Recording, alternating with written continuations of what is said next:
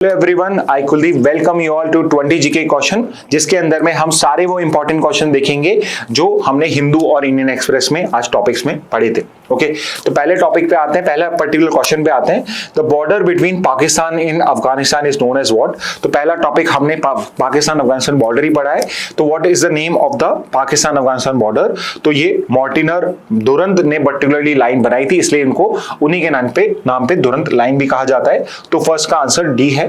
What you can do is you can also tell me in the comment box कि McMahon line और Radcliffe line किन दो particular country के बीच की border है। नेक्स्ट पे आ जाते हैं। नेक्स्ट है आपका दुरंत लाइन एग्रीमेंट कब साइन हुआ था? तो ये भी हमने डिस्कस करा है। द ईयर वाज 1893 जब आपका दुरंत लाइन एग्रीमेंट साइन हुआ था। सेकंड का आंसर हो जाएगा बी। थर्ड पे आते हैं। The border between Afghanistan and Iran is known as. तो ये हमने डिस्कस नहीं करा है, तो ये एक स्पेशल क्वेश्चन हो गया आपके लिए। अफगानिस्तान और ईरान के बॉर्डर जो है बीच में, उसको क्या बोला जाता है? तो उसको बोला जाता है हेलमंद लाइन। ठीक है, तो हेलमंद एक पर्टिकुलर आपका माउंटेन रेंज है, हेलमंद करके ग्लेशियर्स हैं, तो वही पर्टिकुलर जो लाइन है उसी नाम पे उसी पर्टिकुलर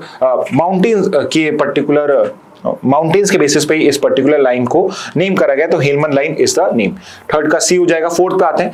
तहरीक Taliban Pakistan primary operates along. TTP कहां पे ऑपरेट करता है? सो पाकिस्तान चाहता तो कि इंडिया पाकिस्तान बॉर्डर पे वर्क करे, but it is currently operating through the Afghanistan Pakistan border, तो वहीं पे ये एक्टिव है। तो फोर्थ का आंसर हो जाएगा ए।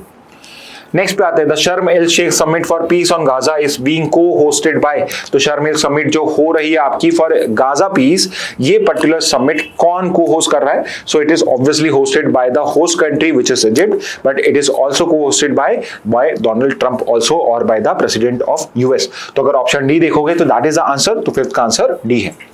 नेक्स्ट पे आते हैं। The Gaza ceasefire plan discuss at the summit is part of which leaders peace initiative.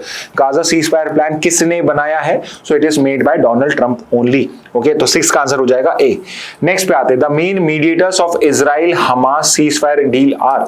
तो जो इजराइल हमास का सीजफायर डील है, इसके अंदर में प्राइमरली कौन सी कंट्री इन्वॉल्व है?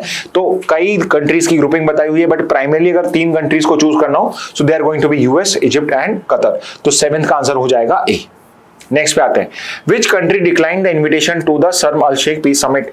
इन चार कंट्री में से इन्विटेशन चारों को गया था, बट एक कंट्री ने मना कर दिया, and that country is country of Iran. तो 8 का आंसर हो जाएगा बी। नेक्स्ट पे आते हैं। China basis claim over most of the South China Sea on which historical demarcation. तो चाइना ने साउथ चाइना सी का जो पर्टिकुलर क्लेम है, ये किस पर्टिकुलर क्लेम लाइन के बेस पे बना है? So it is on the basis of your the 9- line. तो 9th का आंसर है ए। नेक्स्ट पे आते हैं। विच international tribunal ruled in 2016 that चाइना's claim to the South China Sea has no legal basis। तो 2016 का केस जो चाइना के अगेंस्ट में हुआ था, किसने फाइल किया था? So it was filed by Philippines। और कहां पे फाइल किया गया था? It was filed in the Permanent Court of Arbitration at the Hague। तो 10th का आंसर है डी। 11th पे आते हैं। The 2016 arbitration case in South China Sea was brought by which country? So I've already answered it. It was Philippines जिसने China के against में case लेकर आया था। तो 11th का आंसर है सी। 12th पे आते हैं। Which of the following countries does not have overlapping claims in the South China Sea?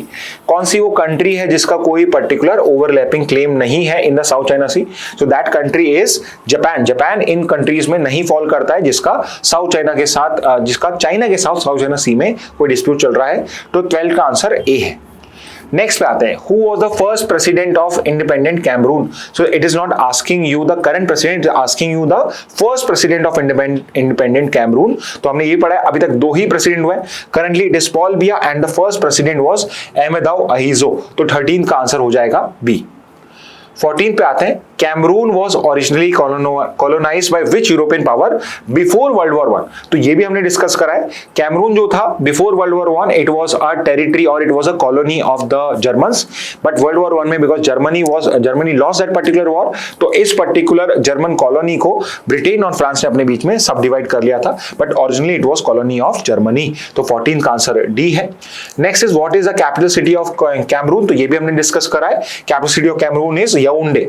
Okay, Yaounde is the capital city of Cameroon. तो 15th का आंसर है ए। नेक्स्ट पे आते हैं, who is the first Indian to receive the Kenton R Miller award for innovation in national parks and protected area sustainability. तो Kenton R Miller award को जीतने वाला या वाली पहला इंडियन पर्सनैलिटी कौन है? So it is Sonali Ghosh, जो अभी काजीरंगा नेशनल पार्क की डायरेक्टर है। ओके, तो 16 का आंसर है डी। 17 पे आते हैं, according to the latest GBD report which is a leading cause of death globally. तो हमें ये तो पता ही है कि NCDs are the leading cause, but NCD के अंदर में भी नॉन कम्युनिकेबल डिजीज में भी टॉप पर कौन सी डिजीज है सबसे ज्यादा मोर्टिलिटी करती है वर्ल्ड के अंदर में? So it is the same in India as well as the world, and it is your ischaemic heart disease. Okay, तो हार्ट अटैक जो है वो इसी के अंदर में आ जाएगा। 17 का आंसर है बी।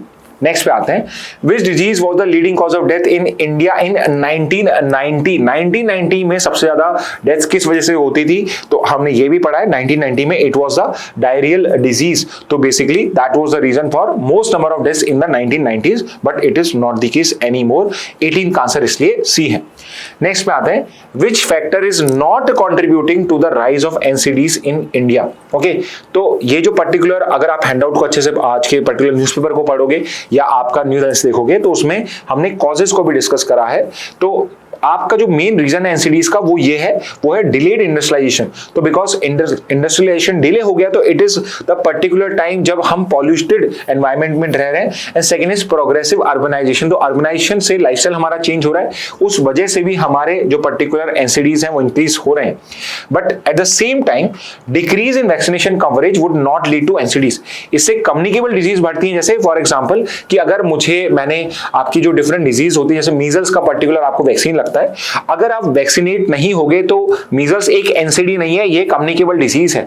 तो अगर वैक्सीनेशन कवरेज में डिक्रीज होगा तो आपकी कम्युनिकेबल डिजीज इंक्रीज होंगी, ना कि नॉन कम्युनिकेबल डिजीज। तो यहाँ पे अर्बनाइजेशन, इंडस्ट्रियलाइजेशन, ग्लोबलाइजेशन ये सब इंटरकनेक्टेड है, जिससे लाइफस्टाइल डिजीज इंक्रीज होती है आपकी, ना कि आपके कम्युनिकेबल डिजीज। इसलिए 19 का करेक्शन आंसर क्या होगा? डी। 20th क्वेश्चन देखते हैं, which age group is referred to as generation Z और जेनजी। जेनजी कौन से पर्टिकुलर ग्रुप को कहा जाता है? So it is that generation जो बॉर्न हुई थी बिटवीन 97 टू 2012। तो 20th का आंसर है बी। ओके, इंटरेस्टिंग क्वेश्चन है।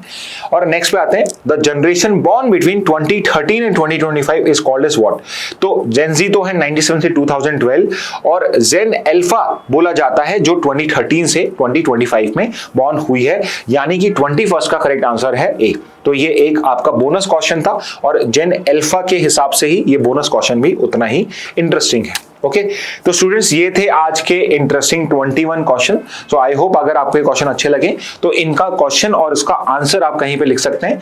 एंड यू मेक श्योर कि ये जो आप जहां पर भी ये क्वेश्चन आंसर्स लिख रहे हैं, इनको आप हर 15 दिन के अंदर में, मिनिमम मैक्सिमम 15 दिन के अंदर में, इससे ज्यादा टाइम नहीं लगा सकते हो आप। इट इज एडवाइजेबल कि 7 डेज में रिवाइज करो, बट अगर नहीं टाइम मिलता है 10 से 15 डेज में एक पर्टिकुलर रिवीजन या रीडिंग इन पर्टिकुलर क्वेश्चंस की आपको रेगुलरली करनी है। Okay, so with this message, let's end today's session. Thank you and have a very nice day.